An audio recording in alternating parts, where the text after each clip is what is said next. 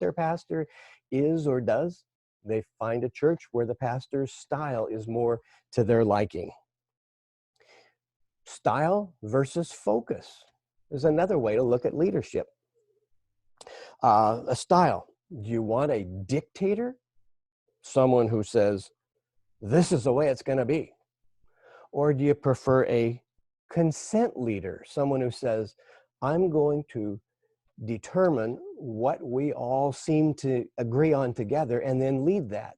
Or do you want a facilitator who says, I will lead only when I have to, but would rather allow leaders emerge from within the congregation to lead as much ministry as possible. And as a pastor, I will take as little visible role as I can. So there's a continuum there. The dictator who's always visible, always in charge, always determining what the agenda is, versus the facilitator who is visible only when necessary, and then the consent leader somewhere in between. And then there's the focus. Should the pastor be focused on a task? Should a task be assigned by the council or by the pastor or a combination? Should the pastor then report on, here's how those tasks are? What we'd call type A behavior. And I have enough type A in me, and I've done enough type A jobs to where I can function just fine as a type A. Or should the pastor be paying more attention to the group wellness and group wholeness, what we would call type B? And I have done enough of that too. It's the pastoral, making sure people are connected. And I've gone around, and Sue's gone with me a few times, driving to people's homes when we can't get a hold of them, and making sure that they're doing okay, making sure they have communion supplies, bulletins, a way to connect, making sure that they're still part of the community. Well, I'm only the interim, though. What do you expect in the next pastor? And that's what Joan and her committee, what Craig and the council, what ultimately all of us as a congregation have to then look at. And I'm telling you, it's a big job, because human beings are good at some things and not good at other things. Our gospel lesson today is really focused on leadership. Good Shepherd Sunday is all about Jesus as the ultimate leader. And we got the first half of the Good Shepherd text. The part we normally hear is verses 11 following, which if I'd kept reading, you would have heard those, where Jesus says, I am the good shepherd. The sheep know me, they hear my voice. And he restates some of it. But the first 10 voices are really much more accusatory toward the kind of leadership that the people have had spiritually in Israel. And he contrasts himself sharply with that leadership, and even then goes so far as to say, you are thieves and bandits. What we don't get in the translation we have in our bulletin is the word Pharisees, but in some translations, it's very, very clear. Jesus is talking to the Pharisees. That's where he is. He's in a dialogue with the Pharisees. And this is directed at them at first, and then it's directed to the people. He's saying to all of us, he's the good shepherd. He's saying to the Pharisees, you are thieves and bandits. Leadership. The good shepherd has the best interests of the sheep in mind. The good shepherd thinks about what the sheep need, the group wellness and the group wholeness. And the shepherd's agenda is based on making sure that the sheep are well and whole. And what does that mean? That means they are safely in God the Father's loving hands, in a loving relationship, a life-giving, life-sustaining relationship with God and with each other. The Good Shepherd is sacrificial. And in that lesson from 1 Peter that Ann read, wow, we really get that, where Jesus goes on, or Peter goes on to say, he didn't return accusation when insults and accusations were thrown at him. He didn't turn around and blame others. He says, put it on me, kill me, make me pay the price for your sins. He was sacrificial. And for Peter to be the one to write that, think about that. Peter, who did deny Jesus. Peter, who was part of those who abandoned Jesus, and then turns around and writes, Jesus is the good shepherd because he didn't abandon like we did. He was without sin. We aren't. The good shepherd is decisive and expects the sheep to obey. Why? Because when the sheep obey, they are safe. When the sheep start thinking for themselves, going off and wandering, that's when they become prey to the wolves. The good shepherd expects to be held accountable. And we especially get this from the text from 2 weeks ago when Jesus appeared a week after Easter. And Thomas wasn't there on Easter Day, but he was there the week later. And Thomas says, I'm not going to believe. No, I got to put him to the test. I'm going to hold this guy accountable. He thinks he was dead and now he's alive. We'll see about that. And Jesus says, okay, do it. I'm here. Hold me accountable. Touch my hands. Touch my side. It's me, Thomas.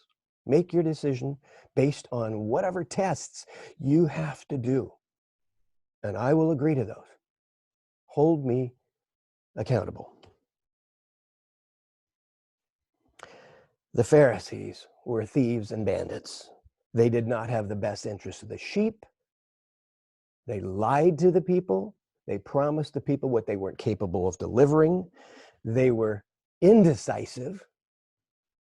Jesus even said to them, why is it you have to come out here with clubs and knives and swords to arrest me at night when I've been in the temple publicly speaking and available?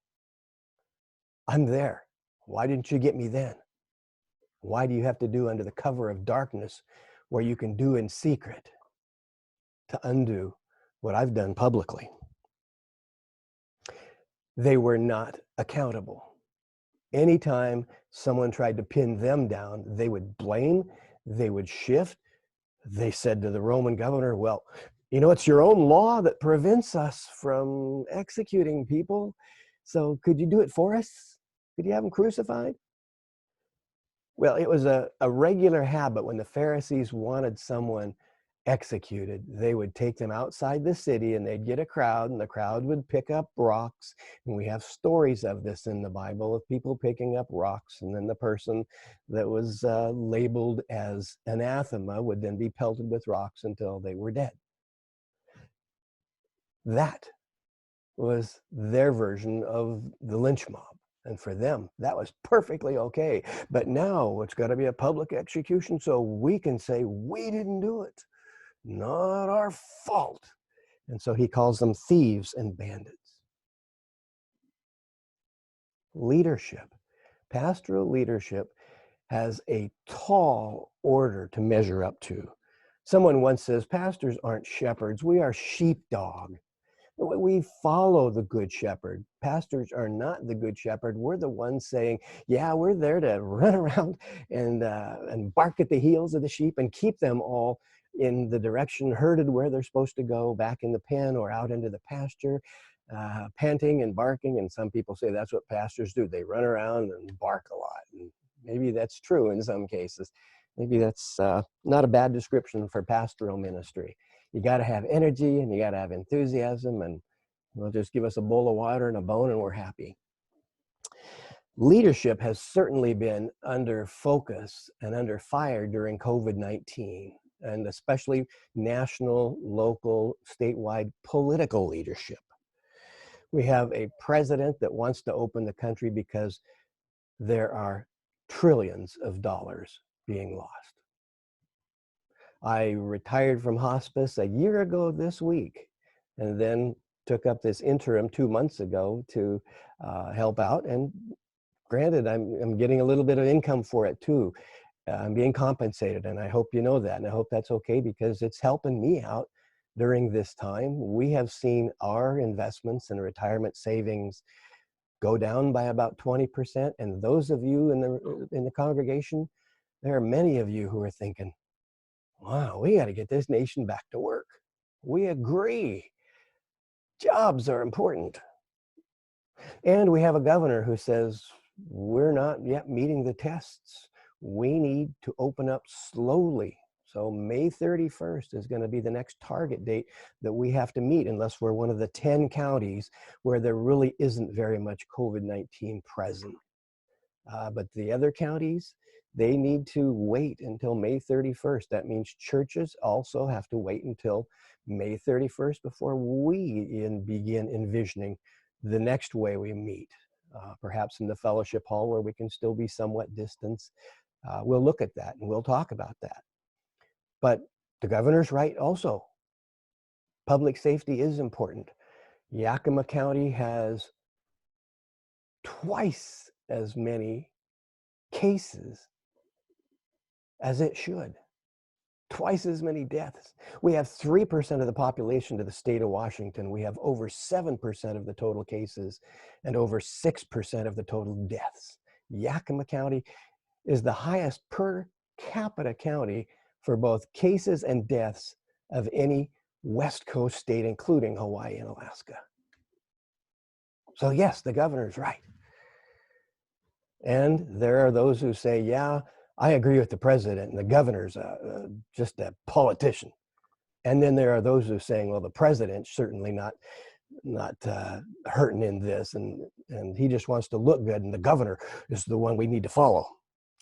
We as Christians are the ones who get to say, we follow a good shepherd who is beyond the politics of the United States, of the world, who has given to us something called the ministry of reconciliation, who says we can be the ones who hold those two truths in tension.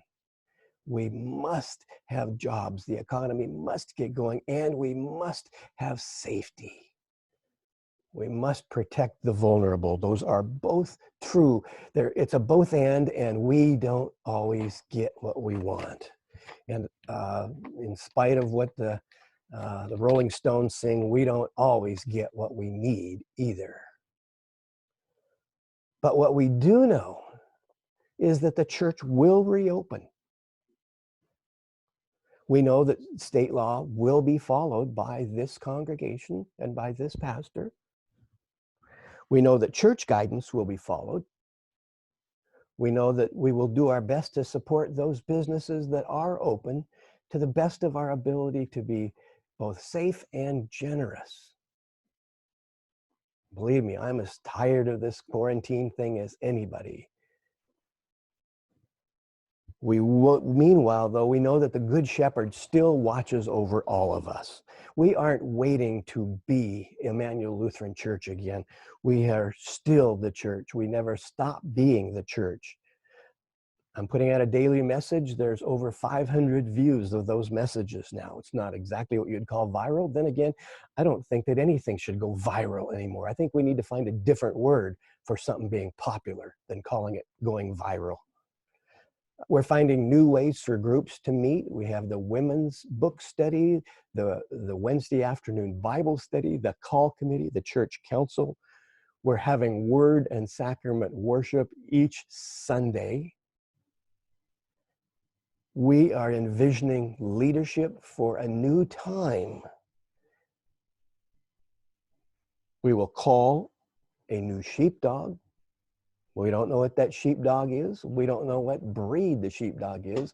We don't know whether the sheepdog will be focused on tasks or on people, be a dictatorial style or a facilitative or a combination of all of that.